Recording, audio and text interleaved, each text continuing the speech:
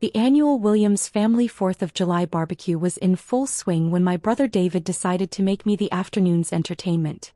The backyard at Mom and Dad's suburban house was packed with 30 relatives, all gathered around picnic tables laden with potato salad and corn on the cob, cold beers sweating in the summer heat. "Sarah's been awfully quiet today," David announced to the crowd, his voice carrying that particular tone he'd perfected since childhood, the one that meant I was about to become the center of unwanted attention. "Must be planning her next big story about how important she is." Laughter rippled through the gathering. My Uncle Frank raised his beer bottle in David's direction. "What's she claiming to be now? Faye? Supreme Court Justice?" "Oh, it's even better," David said, warming to his audience. "She works for some political consulting firm in Washington. Makes it sound like she's personally advising the president." I kept my attention focused on my plate of barbecue, trying to avoid engaging with what had become a family tradition, making fun of Sarah's mysterious government job. "Remember last Christmas?" My cousin Jennifer chimed in. She said she couldn't discuss her work because of security clearances. Like she's handling state secrets or something. "Stop pretending you're important," David said, his voice rising for dramatic effect. "You're nobody special. We all know you're probably filing papers in some basement office, but you want us to think you're running the country."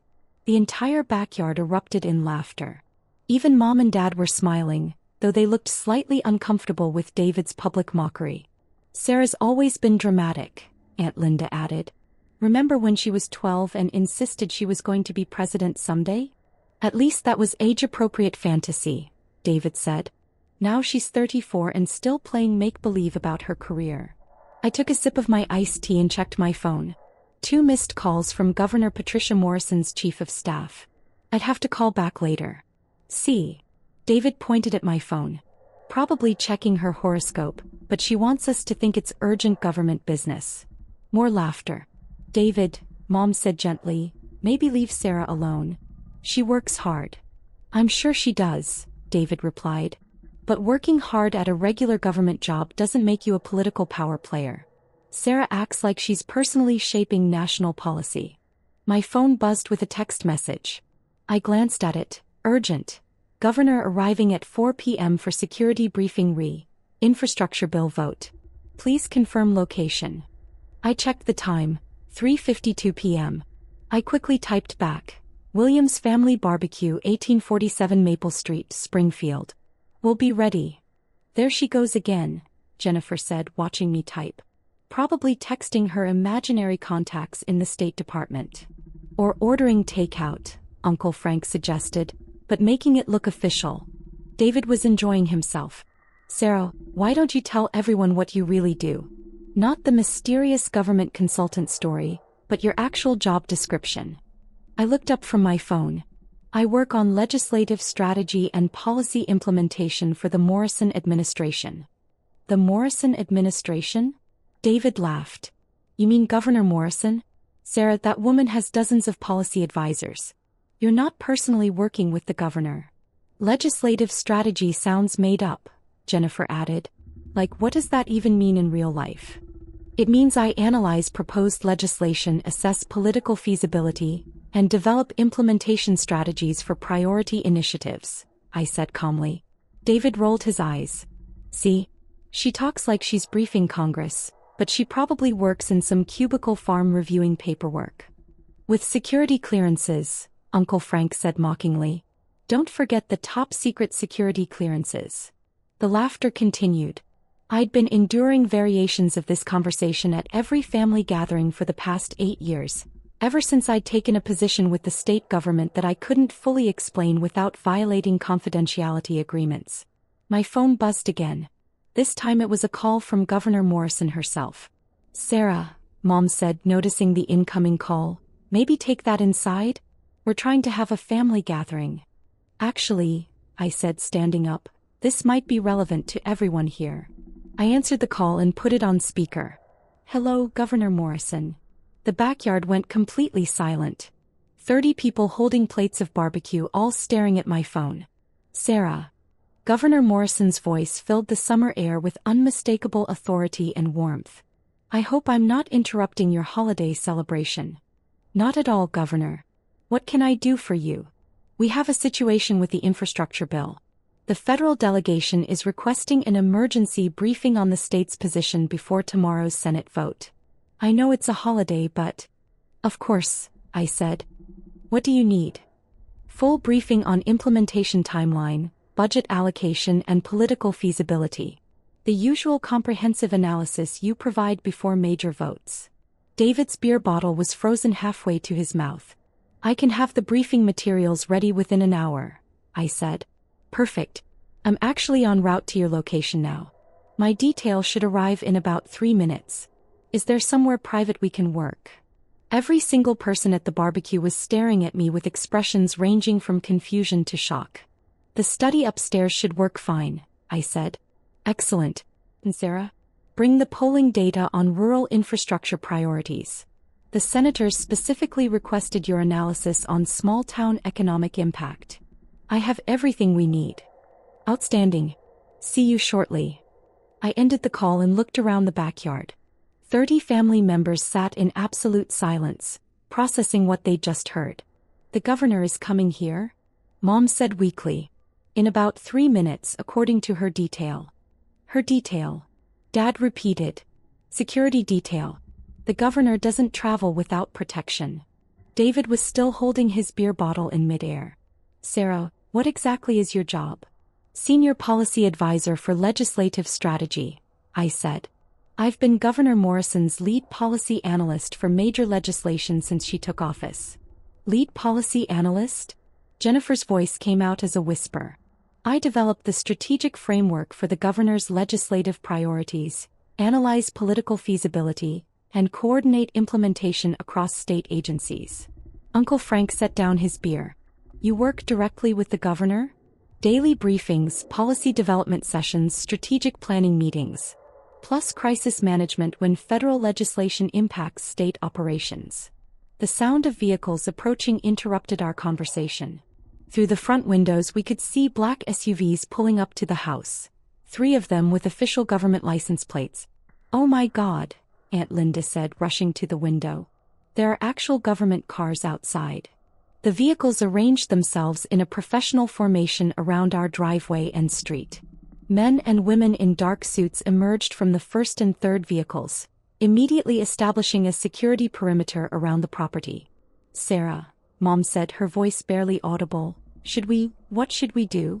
Just stay in the backyard, I said. The security team will handle everything. The front door opened. I'd given them the entry code earlier, and Governor Patricia Morrison walked into our house as if she belonged there. She was immediately recognizable from television and newspapers, but seeing her in person in Mom's living room was surreal for everyone except me. Sarah, the governor called out. Ready for that briefing? I walked through the house to meet her, aware that 30 family members were following at a respectful distance, all trying to process what was happening. Governor Morrison, I said, extending my hand, thank you for coming here. I know holiday logistics are complicated. Nonsense, she said, shaking my hand warmly. Crisis management doesn't observe holidays. Besides, I wanted to meet your family. You've spoken about them often. She turned to address the crowd of relatives who had gathered in the doorway between the living room and kitchen. You must be Sarah's parents, she said, approaching Mom and Dad with practiced political grace. Robert and Linda Williams. Sarah talks about you constantly. Governor Morrison, Dad said, clearly overwhelmed. It's an honor to have you in our home. The honor is mine. Sarah is one of the most brilliant policy minds I've ever worked with. You should be incredibly proud. Mom was staring at the governor like she might be hallucinating. Sarah works directly with you? Sarah is my legislative strategy team for major initiatives, Governor Morrison said. When the federal government proposes legislation that affects our state, Sarah provides the analysis that determines our official position. Her work influences millions of dollars in federal funding and affects every citizen in our state. David finally set down his beer bottle. Governor, when you say Sarah influences federal legislation, I mean that Sarah's policy analysis and strategic recommendations directly shape how our state responds to federal initiatives. The infrastructure bill we're discussing today?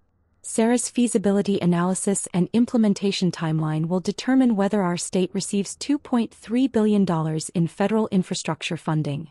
$2 billion? Jennifer repeated.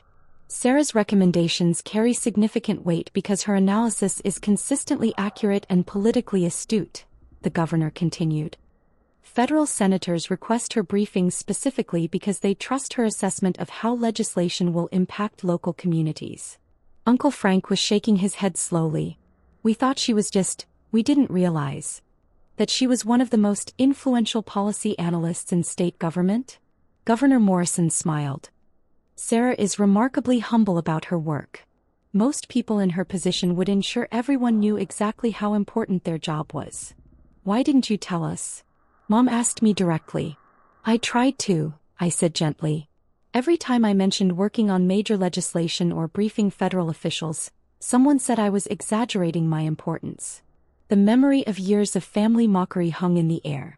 Sarah, the governor said, checking her watch, we should move to that briefing. The Senate vote is tomorrow morning, and we need comprehensive analysis before I speak with the delegation tonight. Of course, the study upstairs has everything we need. As we headed toward the stairs, Governor Morrison paused to address my family one more time. I hope you all realize how fortunate you are to have Sarah in your family. In 8 years of public service, I've never worked with anyone who combines analytical brilliance with practical political judgment the way she does. Sarah doesn't just analyze policy, she understands how to make complex legislation work for real people in real communities. David stepped forward. Governor Morrison, can I ask you something? Of course. How important is Sarah's work? Really? The governor considered the question seriously. David, your sister's analysis has influenced over $15 billion in federal funding decisions for our state. Her policy recommendations have shaped legislation affecting healthcare, education, infrastructure, and economic development. When federal senators need to understand how their proposals will impact ordinary families, they request Sarah's briefings. But she lives in a regular apartment, Jennifer said, still trying to process the situation. She drives a normal car. Public servants often maintain modest lifestyles, the governor explained. Sarah's work is about public service, not personal enrichment. She could easily earn 3 times her government salary in the private sector, but she chooses to use her talents for public benefit. 3 times her salary? Dad asked. Minimum.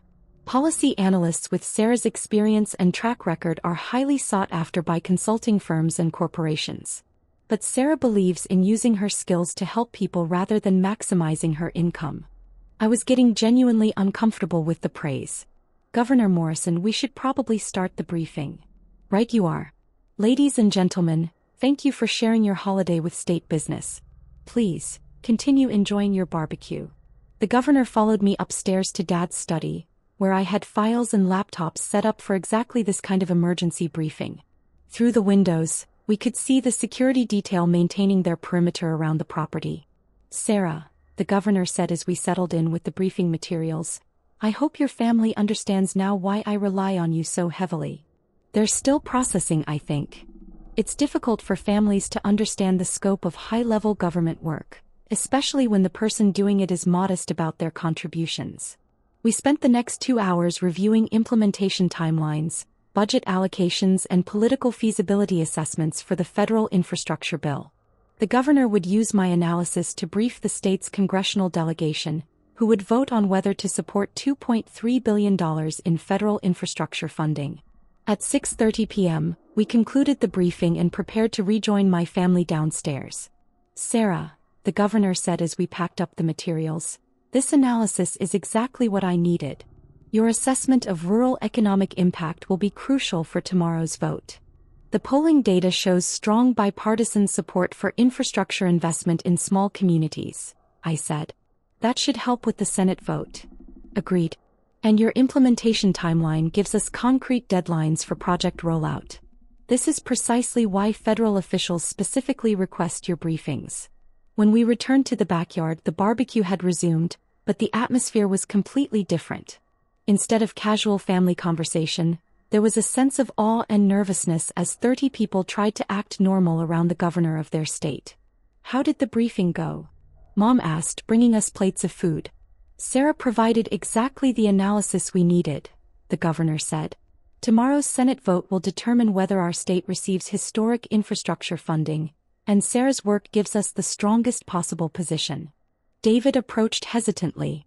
Governor Morrison, can I apologize for earlier? I didn't understand what Sarah actually does. No apology necessary, the governor said graciously. Most people don't realize the complexity of high-level policy work. It's not as visible as other careers, but it's incredibly important. I feel like an idiot, David said. I spent years making fun of Sarah for pretending to be important, and it turns out she actually is important. Important work doesn't make someone more important as a person, I said. We're all just doing different jobs. Sarah, your job affects millions of people and billions of dollars, Uncle Frank said. That's not just different, that's extraordinary. Governor Morrison nodded. What's extraordinary is Sarah's combination of analytical brilliance and personal humility.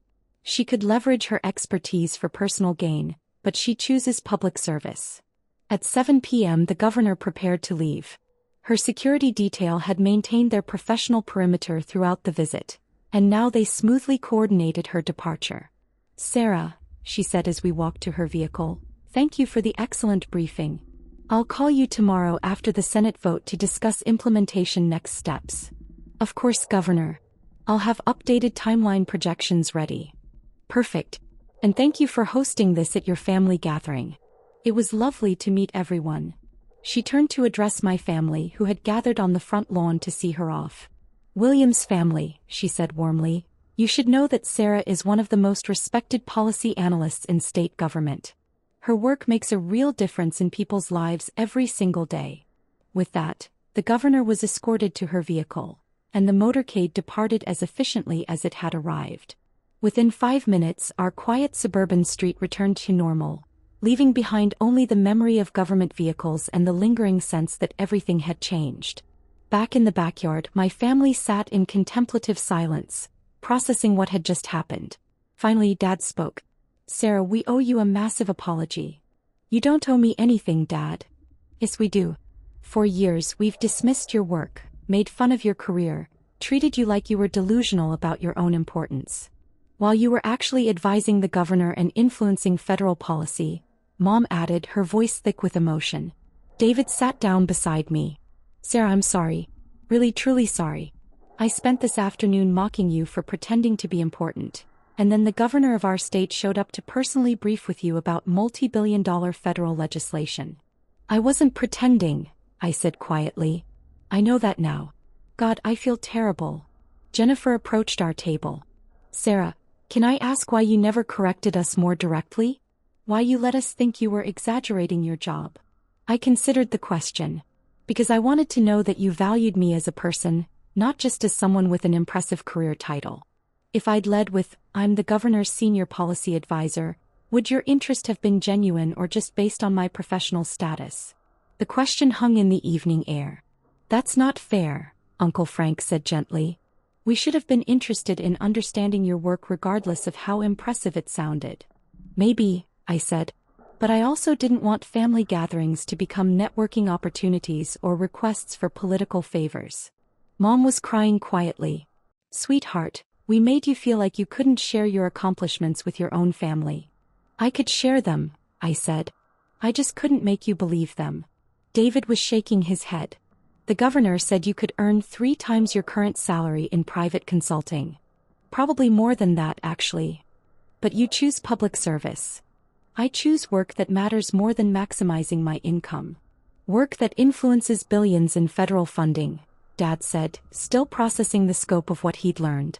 Work that helps determine how federal policies affect ordinary families, I corrected. The money is just a measurement of scale. Aunt Linda rejoined our conversation. Sarah, what's it like? Working at that level of government. Complex, I said. Every decision has consequences for millions of people. Every analysis has to account for political realities, economic impacts, and practical implementation challenges. And stressful? Mom asked. Sometimes, but also incredibly fulfilling. When we get policy right, it improves people's lives in measurable ways. Like the infrastructure bill? Jennifer asked. If it passes, it will fund road repairs, bridge upgrades, broadband expansion and water system improvements in dozens of communities across the state. Real projects that affect real people. And your analysis helps determine whether it passes? My analysis helps state officials understand the bill's implications and advocate effectively for our state's interests. David raised his beer bottle. To Sarah, who's been changing the world while we thought she was filing paperwork. Everyone raised their drinks, beer, iced tea, soda. To family members who surprise us with their extraordinary accomplishments, Mom added. To understanding each other better than we did this morning, I said. As the evening continued, the conversation shifted to genuine curiosity about policy work, government operations, and the intersection of federal and state politics. My family asked thoughtful questions about my career path, my daily responsibilities, and the challenges of high-level government work. Sarah, Dad said as we cleaned up the barbecue, I'm proud of you. Not just because you're successful, but because you're using your success to serve others. Thank you, Dad. That means a lot. I'm also sorry it took the governor personally showing up to make us realize what you actually do for a living. Sometimes seeing is believing, I said. From now on, David said, we'll try to do better at listening and understanding instead of assuming and dismissing. I'd appreciate that. And Sarah, Mom said, hugging me as we finished putting away chairs. Next time you mention working on important legislation, we'll believe you. Even if it sounds too impressive to be true? Especially then. 3 months later, the infrastructure bill passed the Senate by a narrow margin, securing $2.3 billion in federal funding for our state. Governor Morrison credited my policy analysis as instrumental in building the coalition that made the vote possible. At our next family gathering, Labor Day weekend, David introduced me to his friends as my sister, Sarah, who's senior policy advisor to the governor. That sounds made up, one of his friends joked. Trust me, David said, grinning at me, it's not. And for the first time in 8 years, my family understood exactly what that meant.